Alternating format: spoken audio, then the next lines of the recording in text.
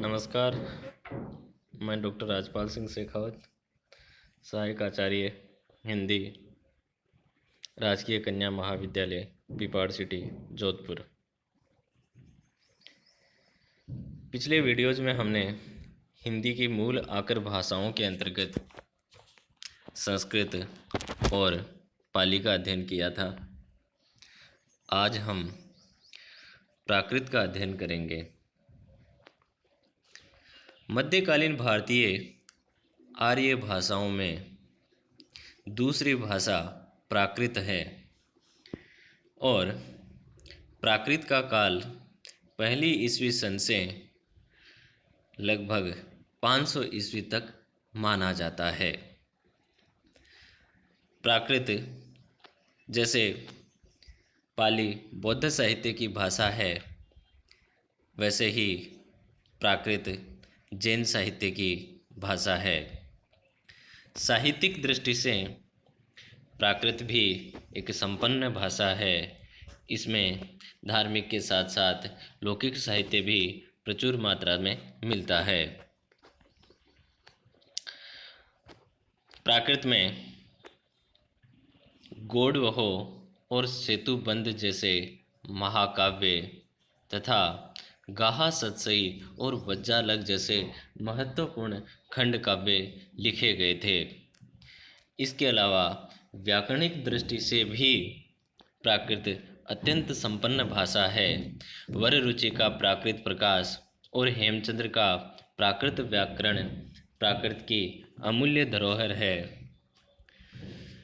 प्राकृत जब व्याकरण की जकड़न में बंध गई तो लोक में एक बोलचाल की नवीन भाषा का संचार हुआ और जिसे नाम दिया गया अवहट्ट या अपभ्रंश, और अपभ्रंश ने प्राकृत का स्थान ले लिया। प्राकृतों की संख्या को लेकर भी विद्वानों में पर्याप्त मतभेद है और विद्वानों ने प्राकृत के 42 तक भेद गिना दिए हैं, लेकिन साहित्यिक दृष्टि से प्राकृत के 5 भेद महत्वपूर्ण है। महाराष्ट्री प्राकृत, शूरसेनी प्राकृत, मागधी प्राकृत, अर्धमागधी प्राकृत और पैशाची प्राकृत। सबसे पहली प्राकृत महाराष्ट्री प्राकृत है। महाराष्ट्री प्राकृत का मूल स्थान महाराष्ट्र है, लेकिन यह प्रादेशिक बोली न होकर सारे उत्तरी भारत की भाषा थी। दंडी ने सभी प्राकृतों में महाराष्ट्री प्राकृत को सर्वश्रेष्ठ प्राकृत माना है और पूरे प्राकृत साहित्य का लगभग 80% साहित्य महाराष्ट्री प्राकृत में ही मिलता है। भाषा और व्याकरणिक दृष्टि से इसकी विशेषताओं की बात करें तो महाराष्ट्री प्राकृत स्वर प्रधान भाषा थी और इसमें मध्य गति ये का लोप मिलता है, यानी शब्द के बीच में यदि कहीं लय ये का प्रयोग आता है तो उसका लोप हो गया है। ऊष्म वर्णों का है में रूपांतरण हो गया है, अर्थात श यानी तालव्य, मूर्धन्य और दंत्य से तीनों के स्थान पर है का प्रयोग महाराष्ट्री प्राकृत में होता था।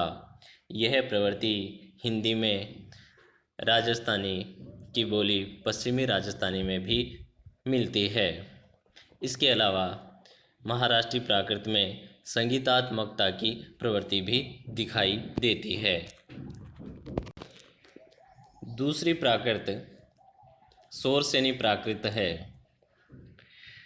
शूरसेनी प्राकृत शूरसेन प्रदेश की भाषा थी। शूरसेन प्रदेश मथुरा और उसके आसपास के क्षेत्र को जाना जाता था। शूरसेनी प्राकृत पश्चिमी हिंदी बोलियों की जननी है। पश्चिमी हिंदी की 5 बोलियां आती है: खड़ी बोली, ब्रजभाषा, हरियाणी, बुंदेली और कन्नौजी। ये सारी बोलियां इसी शूरसेनी प्राकृत से शूरसेनी अपभ्रंश और शोर से अपभ्रंश से ये पांचों बोलियां निकली है। शोर से प्राकृत संस्कृत के भी अत्यधिक निकट है। इसी कारण अश्वघोष भास कालिदास के संस्कृत नाटकों में जो गद्य लिखा गया था वह शोर से प्राकृत में ही लिखा गया था।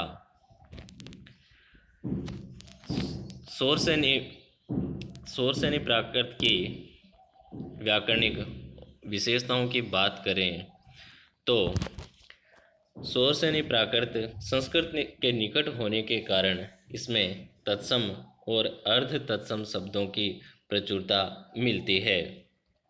इसके साथ ही इसमें तय का दय तथा थे का धय हो जाता है।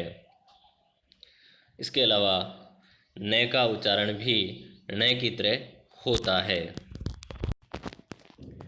तीसरी प्राकृत मागधी प्राकृत है। यह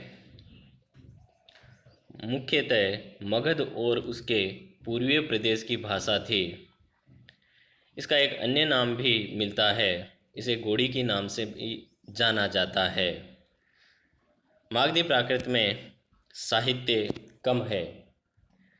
कालिदास के नाटकों और शूद्र के मत्स्यकटिकम मृच्छकटिकम की भाषा भी मागधी प्राकृत ही थी।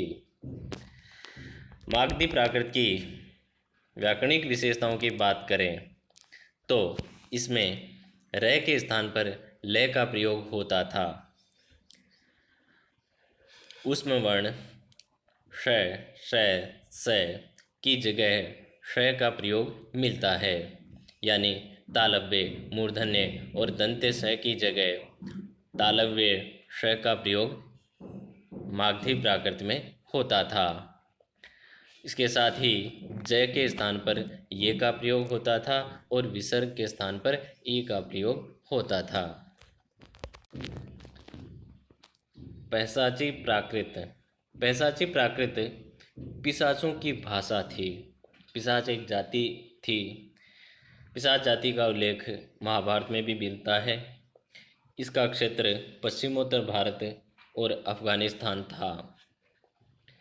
उस पिशाच जाति की भाषा होने के कारण इसका नाम पैशाची प्राकृत पड़ गया।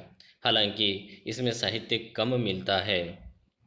गुणाढ्य की वृत्त कथा और हेमचंद्र का कुमारपाल चरित पैशाची प्राकृत की अमूल्य धरोहर है। पैशाची प्राकृत की व्याकरणिक विशेषताओं में पंचम वर्णों में केवल न का प्रयोग मिलता है। पांचवां वर्ण जो अनुनासिक व्यंजन होता है ङ, ञ, ण, न, म, इनमें से केवल पैशाची प्राकृत में न का प्रयोग ही मिलता है। मूर्धन्य श के स्थान पर तालव्य श का प्रयोग मिलता है। इसके अलावा पश्चिमी राजस्थानी की तरह पैशाची प्राकृत में भी ल के स्थान पर ळ का प्रयोग मिलता है। अर्धमागधी प्राकृत मागधी और शोरसेनी के बीच की भाषा है, अर्थात मगध और सूरसेन प्रदेश के मध्य जो भूभाग था उस भूभाग पर अर्धमागधी प्राकृत का व्यवहार होता था। जैन साहित्य अर्धमागधी प्राकृत में ही मिलता है। जैसे पाली बुद्ध भगवान के उपदेशों का संकलन है, वैसे ही अर्धमागधी प्राकृत भगवान महावीर के उपदेशों का संकलन है, जो भगवान महावीर के जीवन काल के 700 वर्ष बाद प्राकृत में अर्धमागधी प्राकृत में संपादित किया जाने लगा था। अर्धमागधी प्राकृत की विशेषताओं में र और ल दोनों ध्वनियों का प्रयोग मिलता है। उसमें व्यंजन श में से केवल दंत्य स का प्रयोग होता था। इसके अलावा अर्धमागधी प्राकृत में ये का उच्चारण भी जय के समान होता था। इस प्रकार प्राकृत एक साहित्यिक और व्याकरणिक दृष्टि से संपन्न भाषा थी, लेकिन इसमें भी एक समय के बाद व्याकरणिक जकड़न आ गई थी और यह केवल पढ़े लिखे और शिक्षित वर्ग और केवल साहित्यिक भाषा बनकर रह गई और धीरे धीरे इसका स्थान अपभ्रंश ने ले लिया। धन्यवाद।